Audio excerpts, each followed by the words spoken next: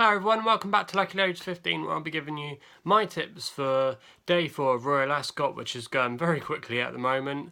On these vlogs, we normally do a format Lucky 15 bet on horse racing predictions most days throughout the week. But the last few days we've been doing an each way Lucky 63 for our Royal Ascot specials. Exactly the same tomorrow.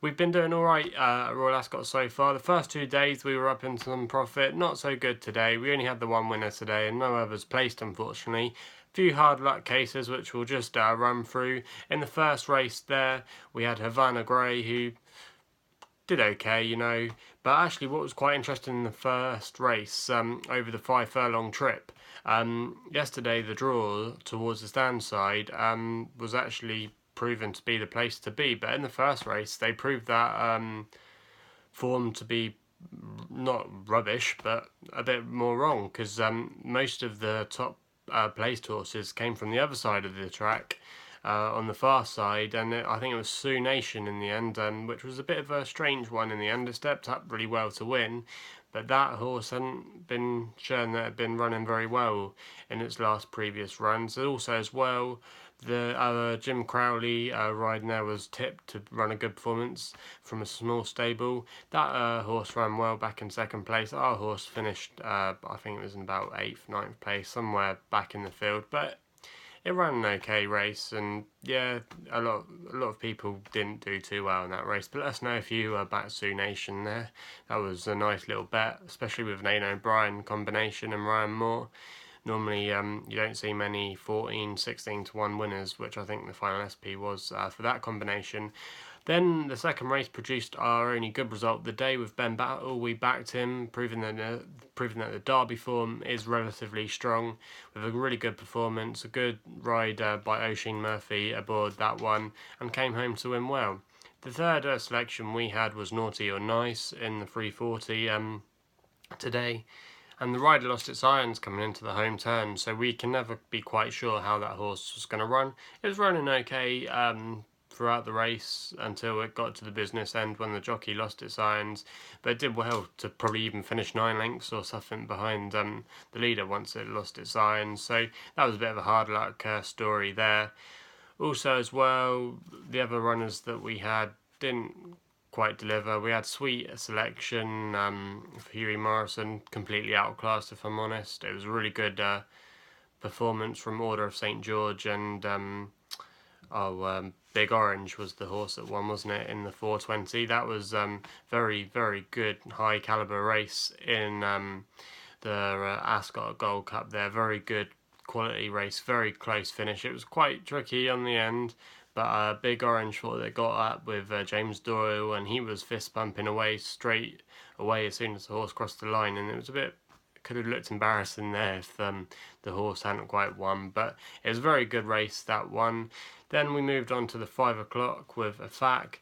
That horse, I actually thought in real time it finished in 6th place, because the bookmaker that we've been going with for these each way Lucky 63s have been paying out on good big number of prices. We're paying 6 places in that race. In real time I thought he finished 6th, turns out in the end he finished 7th after some photographic evidence, so that was a bit annoying there that one didn't come for us. And then we had I think the last one was Master Singer, I think that's what it was called, in the last race. Didn't really get going in the end. Started out alright, it looked not too bad, but wasn't in the race for it today. Don't think that's a bad horse. Want to maybe keep an eye on for future races, but there's been quite a lot of wide open races, and that was another one at Royal Ascot that was quite tricky to work out. So all in all, not a great day today. At least we had a winner today. Unlike yesterday, we just had a load of places, but we did make some profit yesterday. But unfortunately, we didn't really make any profit today. We're going to go in tomorrow of day 4. It's quite a tough day again, if I'm honest. There's a few what you might think of certs to win tomorrow, which we'll get stuck into in this vlog, but yeah, it'll be an interesting day tomorrow to see some good quality caliber racing. Preferably, a lot of pundits have been saying the best race of the meeting, which will kick off in halfway through this vlog. So anyway, the first selection that we're going to go for on day 4 of Royal Ascot tomorrow in our each way Lucky 63 is in the Albany Stakes in the 230. And the horse that we're going for here is called Ertyaad for William Haggis and Pat Cosgrave. Now, we backed a horse earlier in the week on the first day. I think it was in the Coventry Stakes called Headway, which ran a really good race, and I thought might have just got up on the day, but it didn't quite. It was 33 to 1. We backed that here that day, and that came in for us least on the nice each way angle at 33 to 1, and that was over the 6 furlongs. This horse is running over 6 furlongs tomorrow in the Albany Stakes. Now, this is quite a tight race. The Jessica Harrington horse is probably the standout horse to beat, but it's over on that far side again. And even though I did say right at the start of this vlog with the first race today that kind of disproved that myth a little bit, or raise some question marks on why the runners were running poor yesterday on that side of the course. That's where it's going to be tomorrow, and I would still rather be taking horses near the stand side rail because they're still probably running the better races on a more consistent basis. This horse is over that side tomorrow at Ertyaad. Also, you've got Clemmy over there, which has been tipped to run a good race tomorrow, stepping up from its third on its first run in Ireland. That's the full sister to Churchill, and that's exactly what Churchill did. Started off in third and then kept winning all its races from then on until the other day where it lost, and we backed Barney Roy that day. But yeah, it's quite a wide open race. I thought he was definitely worth the value at 16 to 1. He's got good form as well. He came second on his debut here behind Mrs. Gallagher, which we backed yesterday, which was a hard luck case. Being on that other side of the course, ran a really good performance to even finish, I think it was something like 7th or 8th in the end, and it didn't look out of place at all.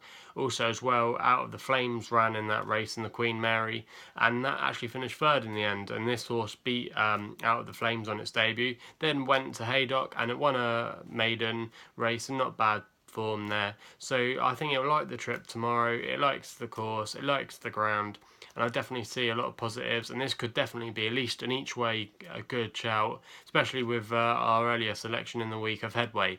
Our second selection tomorrow sees us go in the 305 to the King Edward VII Stakes. Now, this would probably be my nap of the day in Crystal Ocean for Sir Michael Stout. Andrea Azzani taking the ride in this one. Now, this horse missed the Derby, compared to a lot of its other rivals, which did run in the Derby. It just finished third behind Permian and Ben Battle. Ben Battle has since gone on to win today. Permian didn't run great in the Derby. This horse is coming in fresh, and it's also looks like it's been targeted its races Sir Michael Stout has throughout the year to hopefully, when it comes to later on the turf season, this horse will definitely be a top quality horse. I think there's a lot of room for improvement tomorrow, and I believe it can deliver it 5 to 2 with bookmakers at the moment. I definitely think that is the horse to beat tomorrow, and that's who I'm going for as our second selection tomorrow.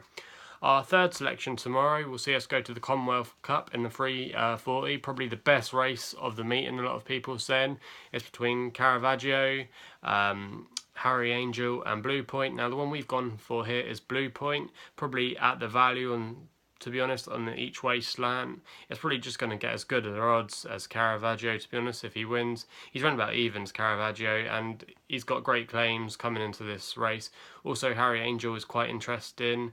On its seasonal reappearance, however, it did get beaten by Blue Point, which we backed at Ascot by 1.5 lengths, but Harry Angel does seem like he does need the run first time out, because he put in a blinding performance afterwards at Haydock to win by about 4 or 5 lengths, and he just kept going on, and he wasn't quite settled. He was waving his head round, and he just couldn't quite get settled in the race. So that was a really good performance at Haydock, and if he can be a bit more controlled, he could put down a great challenge tomorrow. But Harry Angel hasn't quite taken to Ascot from his last 2 runs, and I definitely think Blue Point hasn't run since that last race at Ascot, so he's going to come in fresh to this contest, and at 11 to 2, definitely with the each way angle, I definitely think this horse has got to be right in the mix tomorrow in the frame, and maybe could give Caravaggio a run for his money. So that's who our selection is going to be in the third race there, Blue Point for Godolphin.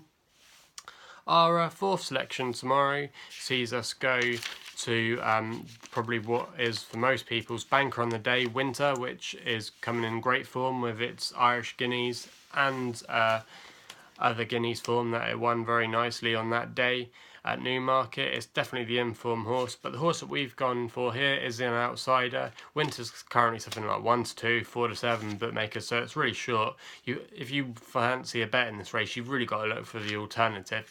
And I have gone for an alternative because I believe this horse could finish second. And you never know, he could surprise Winter, and I've gone for the French Derby winner, which is coming over from France. It's going to be ridden by Oliver Pezier, who actually had a win today, aboard Coronet at Ascot, so that was a good performance there. Jockey's had a winner already at Royal Ascot, so he'll be on a little bit of a confidence wave. This horse ran very nicely in the French Derby over a mile, where it'd been Upton trip. It's got more of a mile, to be honest, in its pedigree, and the form hasn't worked out too bad. Rain Goddess finished 5th in that French Derby and finished 2nd in the Sandringham Stakes at Royal Ascot, so not too bad form there. Also, French Group 1 form has been holding its own over the last few weeks and when the big races have come up, so that horse looks not too bad at 10 to 1 on the each way value, and because they're only paying 2 places, I definitely think 2 places would be good enough for this horse to come second, and he's probably going to do better value even if Winter wins if he comes second, so I definitely thought that was quite an interesting runner there. Our 5th selection tomorrow, we'll see us go to the 5 o'clock in the Queen's Vase, and the horse that we've picked here, Stradivarius, for John Gosden and Andrea Azzani. Very good informed horse, been running very well of late, was unlucky second last time at Chester, where it ran a good performance, and Chester form has been holding up its own. It produced a Derby winner with Wings of Eagles. Also as well, we've tipped a few Chester runners that ran well at Chester, and they've subsequently gone on to run well. This horse is from John Gosden, a top trainer. He's had a good day today, and had not a bad Royal Ascot so far. Hopefully he can add this one to his winners tomorrow. And again, he'll like the ground, he'll like the trip, and I definitely see Stradivarius running a good race tomorrow. He's got one of the best speed figures as well that's been shown for this year, and he's going to be running tomorrow against horses all off the same weight, and I definitely think at 10 to 1 he's going to be in the frame tomorrow of this race, and hopefully he'll come in for us there tomorrow. Our last selection will run in the last race of the day at Ascot in the Duke of Edinburgh Stakes in the 5:35. Horse we've gone for here is Top Tug for Alan King, and Pat Smullen takes a ride on this one, a very good Irish jockey. This horse, Top Tug, is in really good form. Last time out winner at Goodwood, and then he was second before that at Newmarket. Alan King already had a good performance in Rainbow Dreamer for us in a long race run on the first day at 14 to 1, so that was a good race there. He tends to do well in these kind of races, the longer trip races where he's got some useful hurdlers, and he brings them onto the flat and they tend to run some good races.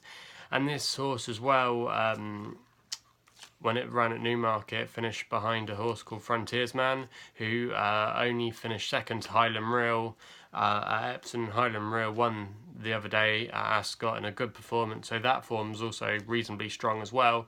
Hoping Top Tug at 12 to 1, got a very good chance of being in the mix again. And with the each way prospect, I think 12 to 1 is a great price to take, and he could have some value with that. Anyway, if you've had a good day at Royal Ascot today, let us know in the comments box below. Leave us also your tips by leaving your comments in the comments box below if you've got any red hot tips for tomorrow, anything you fancy. Also as well, follow us on Twitter at LuckyLoads15. You can like us on Facebook at LuckyLoads15 as well. Subscribe to our channel for more daily horse racing content. Gamble responsibly, and we'll be seeing you soon.